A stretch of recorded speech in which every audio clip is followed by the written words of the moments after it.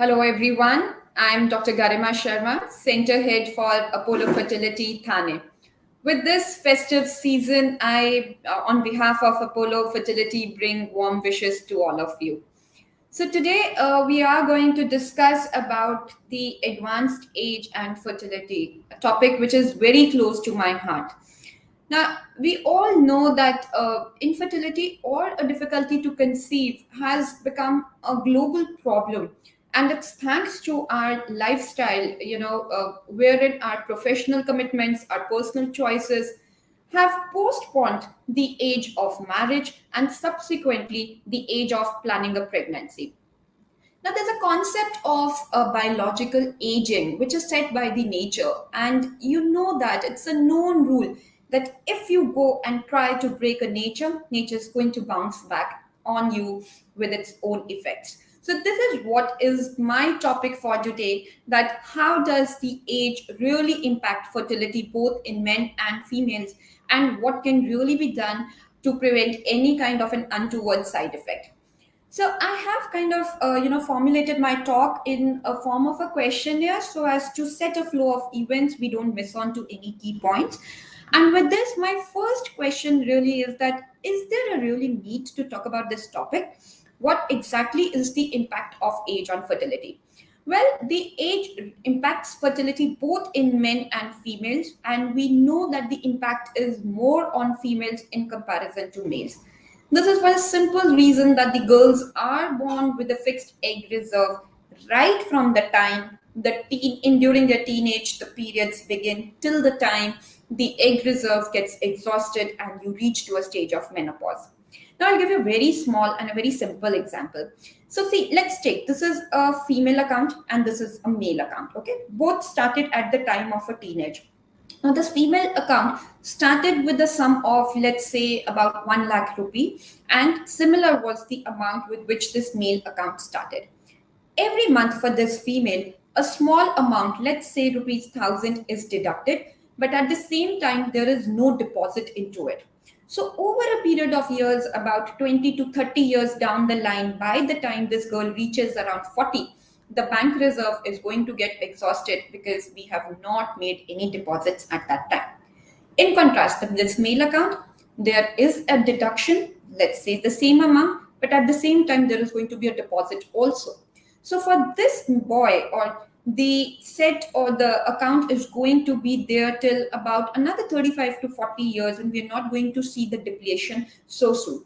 And this is what happens, that as and how you advance in age, by the time you reach towards your late 30s, this egg pool or this egg reserve has got so low, both in the number and the quality of the eggs, that by the time you reach your menopause, this account becomes zero. And that is where comes the impact of age on fertility. Now, this declining egg pool in terms of egg quality and quantity can lead to either infertility, that is, you have been trying since long and there are no results, or there could be increased chance of a miscarriage, or there could also be an increased chance of a genetic issue in your child. Now, also with the age, we also see the effect of age on uterus. Uterus is that structure which is going to carry a child for good 9 months. So, if I talk about certain conditions like adenomyosis, where the uterus increases in size, this decreases your fertility potential, and that is why we also see some uterus changes post the age of 40. Also, because of age, now the impact generally starts as the female reaches the age of 35 and more. If you look at our Western counterparts, those European and the American females, they will show these signs of aging probably at 37 or 38. But unfortunately, Indian set and this entire South Asian belt, we start showing changes of aging as early as 32 also for some females. So, therefore, it is very, very important for us to understand where our fertility is when we reach or enter into our 30s. Now, if I talk about the male component, luckily males are not affected by the age number per se in their 30s, but the age starts showing its effect post 40, and this is largely because of the change in the lifestyle by that time. Also, there are certain age related comorbidities like diabetes and blood pressure, which will impact your sperm quality. And also your hormones, especially your testosterone, that declines, and as a result of which the males also encounter problems in terms of increased tiredness, issues with erection, ejaculation, and also altered sperm factor. So with this, the next set of questions comes into our mind: is there really a way to assess your fertility? Well, medicine always practices on one principle, that is, prevention is always better than cure. So, how we give a lot of emphasis on annual health checkup. We want to be very fit in terms of our physical health, in terms of our mental health. But why do we really forget our reproductive health? Because aging, the impact of aging is irreversible. You cannot go back, you cannot take medications and say that, okay, let me have a better egg reserve now because I've taken a medication. It does not work that way. So it is a good idea that once you are at 30 or at 32, either as an individual level or at a couple level, get your fertility assessed. Now, for females, our most important concern is to look into the egg reserve. And there are two simple tests which can determine that. The first is an AMH, or which is also called as anti-Mullerian hormone, simple blood test. Any time of the day, any time of your periods, you can do it. The second is an antral follicle count. That is, you're looking into the number of follicles which have a capacity to form an egg that a female in general will recruit every month. And you can do this with the help of a sonography assessment, generally on the second or the third day. It is also a good time to look at what the uterus is doing. Now, based on these two tests, that is an AMH and an antral follicle count, you can have a little idea as to at this age, at this point of time, what is your capacity to form the eggs in terms of both the number and the quality. For males, of course, a good semen analysis to look into the sperm count, a sperm motility, and the make of the sperms, along with small other parameters, is a good way to assess your fertility. The next question that I'm generally encountered is that is there any way to preserve your fertility and delay pregnancy? So I have a lot of couples, who come to me that doctor, maybe, even till 35 or 37, we are not planning the pregnancy for some obvious professional or personal reasons. And could there be a way wherein we can preserve our fertility and we do not come across the side effects of aging when we actually come to an age of planning? So there are these novel and very well established techniques nowadays which gives you independence from the reproductive health. That is, you can preserve your fertility as well as plan your pregnancy a little late. So, if you are a single woman who does not want to immediately plan for a pregnancy for obvious reasons, egg freezing is a beautiful concept. I've taken a detailed lecture on egg freezing, and you can browse my profile on the Apollo Fertility. But just to bring the basics, in an egg freezing, basically on the second or the third day of your periods, we give you certain injections to allow the maximum number of eggs that your ovary has in that particular month to grow. You see them on an ultrasound, and once you reach to a point of maturity, you take out these eggs with the help of a sonography. This is a daycare procedure done under a very small anesthesia. Once you have picked out these eggs, you look out for the egg quality. And only the mature or the good quality eggs are preserved or frozen, and you can use them for a maximum of 10 years. Now, if you are a couple and you are still looking for delaying the pregnancy, in this given situation, embryo freezing becomes a better option. So the initial steps are the same. That is, you are growing the eggs with the help of injectables, you are taking out eggs, you're looking out for good quality eggs, but now you also take out the semen sample. And so let's say we have got about good 8 eggs. You take good 8 sperms and you inject 1 sperm into 1 egg. And the next day you look out for how many have fertilized. Over a period of next 3 to 5 days, you see how many embryos have formed on the day 3 and day 5, and you grade them into good quality or an intermediate quality, and you freeze them.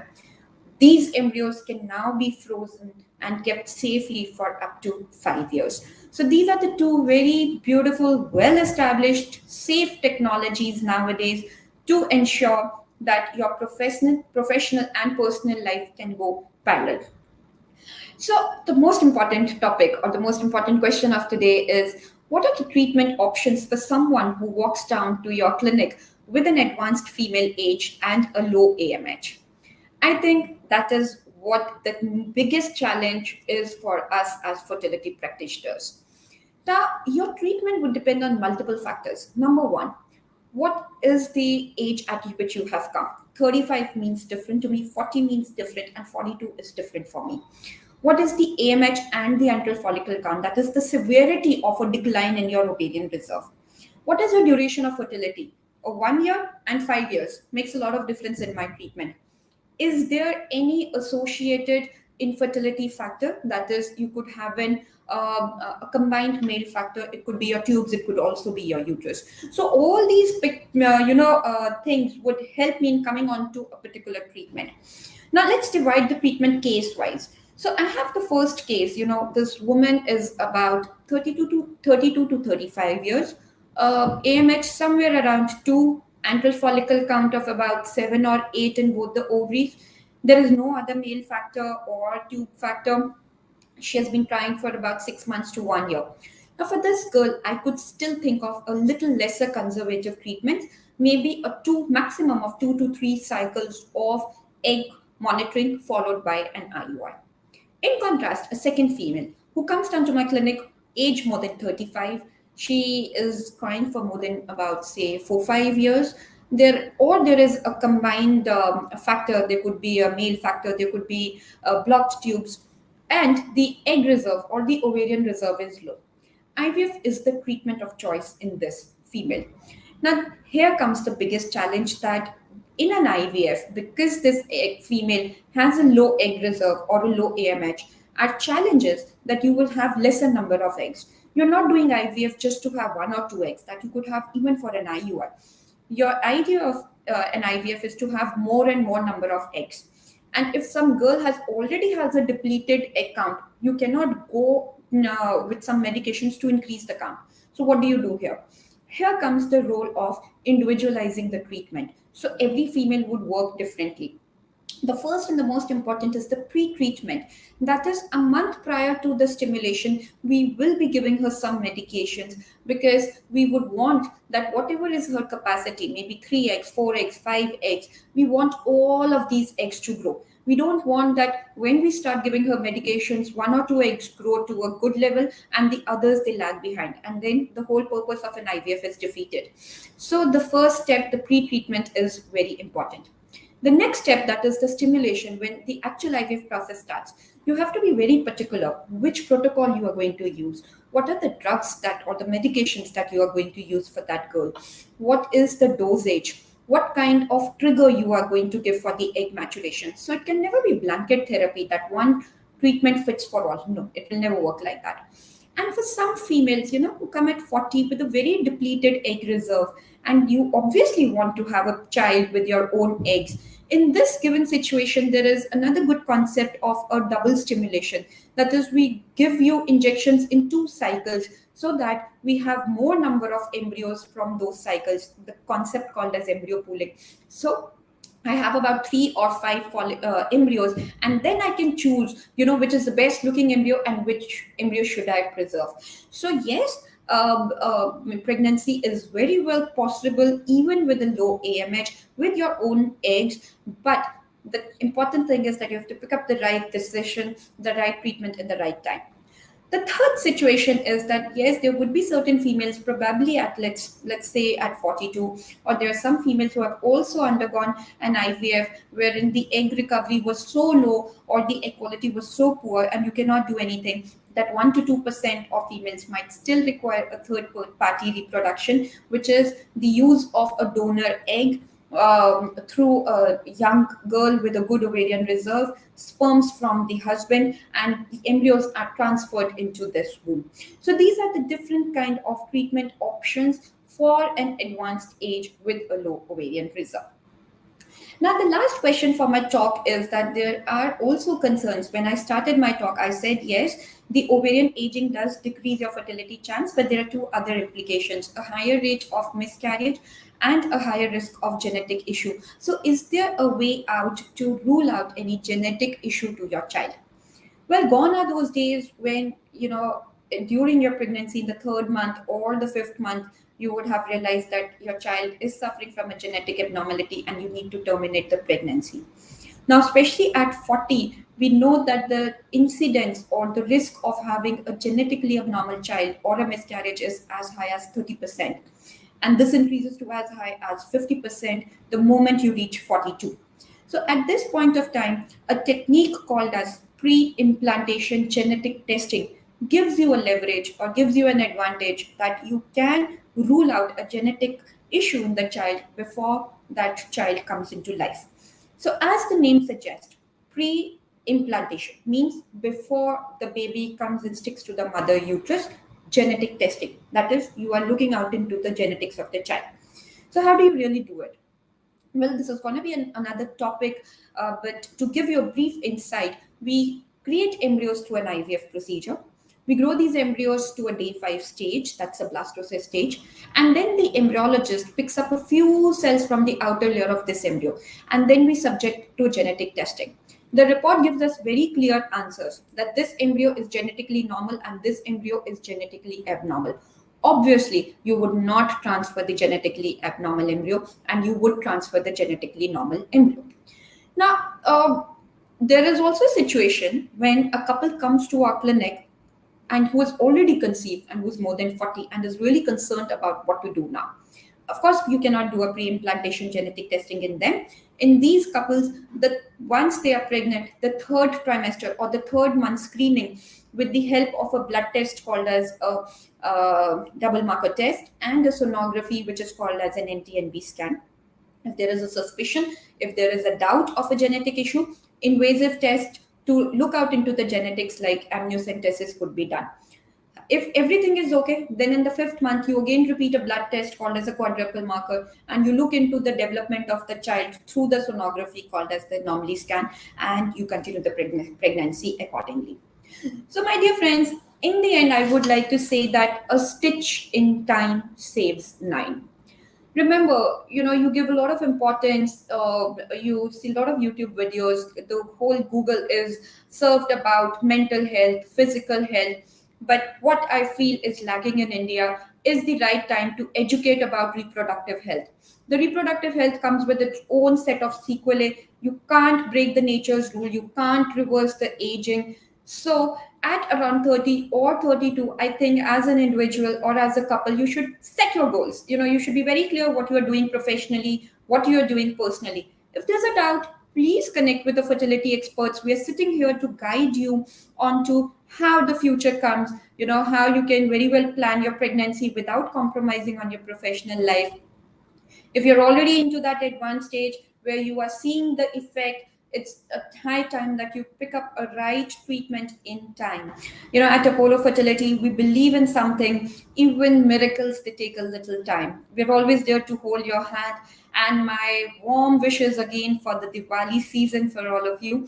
If you have, I am now open to the entire set of questions that we have. So I can see a long list of questions. I'll be quickly browsing my okay, so our first question is: will the frozen eggs be equally good while inserting in later? A very practical question. See, as I said earlier, when you are freezing an egg, the first step is that you have to give a quality assessment. So you're going to freeze only a good quality eggs. The recovery or the success would depend on what age did I freeze. If I'm going to freeze my eggs at a higher age, like maybe at 35, I know the impact of age has already set in. The quality of my eggs could be little low. To have a good response, I might need a double stimulation so as to have about 10 or 12 or maybe up to 15 eggs at that point of time. If I'm doing an egg freezing at a little earlier age, less than 35, when my ovarian reserve is good, when the age has not impacted my quality, then a single cycle of stimulation gives me good results. The important point is that the recovery of these eggs after defreezing or when you are ready to use, the recovery rate is about 60 to 70%. And that is why we give a lot of importance on the number of eggs that you have frozen. So whether it would be one cycle, which would give me a good success 10 years later, or 2 cycles, would depend on the age and the ovarian reserve at what you are doing the egg freezing. So that is why I said, in contrast, an embryo freezing gives you a very high recovery of almost about 70 to 80%. So good 3-5 embryos frozen with me does my job. So for married couple, it's an embryo freezing. If you are a single woman, then it's an egg freezing for you. So the next question is, does the success of embryo transfer also depend on age? 100%. So for a pregnancy, I always say you just need two things: a seed, a soil. What is the seed? That's your embryo. What is the soil? That's your uterus. So a seed or the embryo would be determined by an egg quality and a sperm quality. And automatically we know that age impacts your egg quality and to some extent the sperm quality also.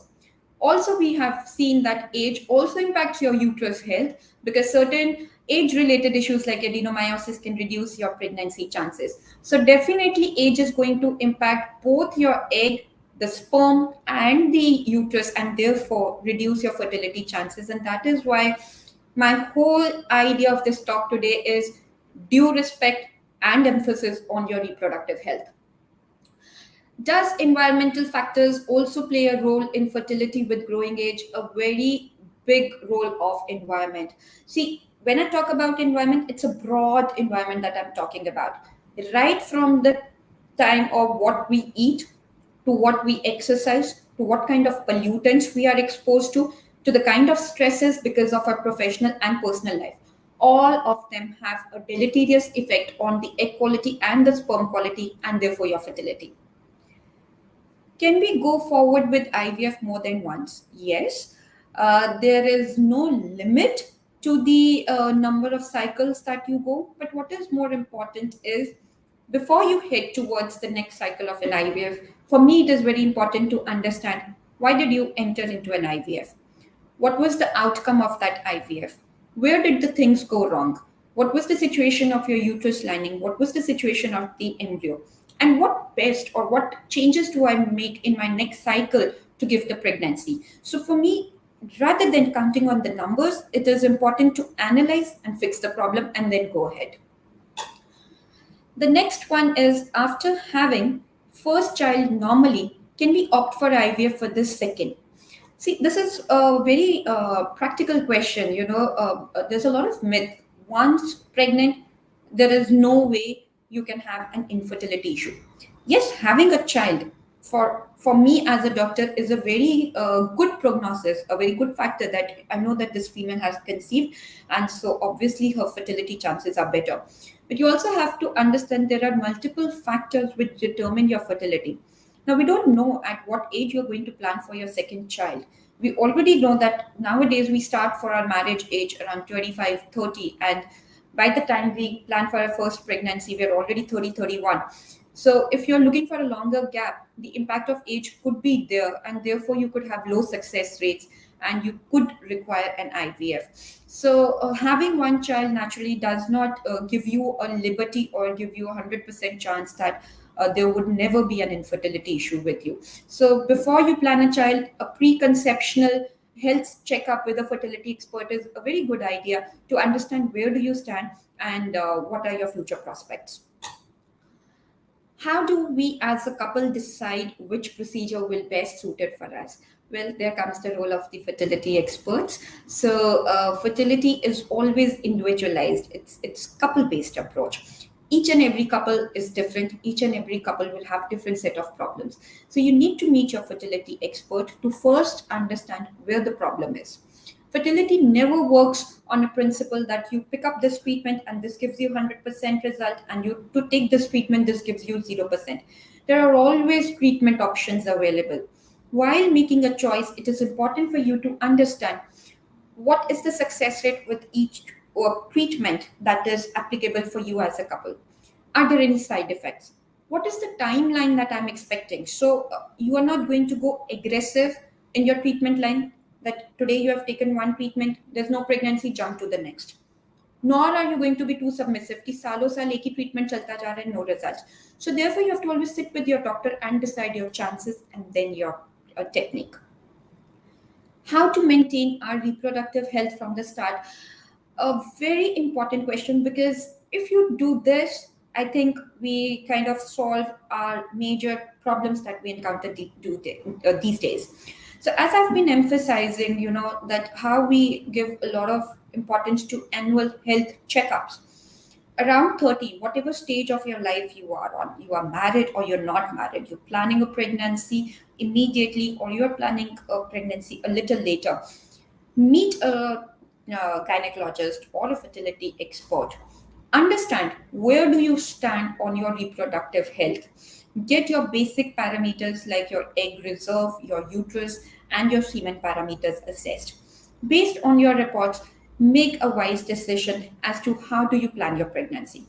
And at the same time, when you're doing these evaluative changes, something that you can do while sitting at home is eating healthy and maintaining a healthy, active life. So, what I say is that a good Indian diet, balanced, frequent small meals, and a 30 to 40 minutes of activity 5 days a week would keep you away from the toxic effects of the environment on your reproductive health.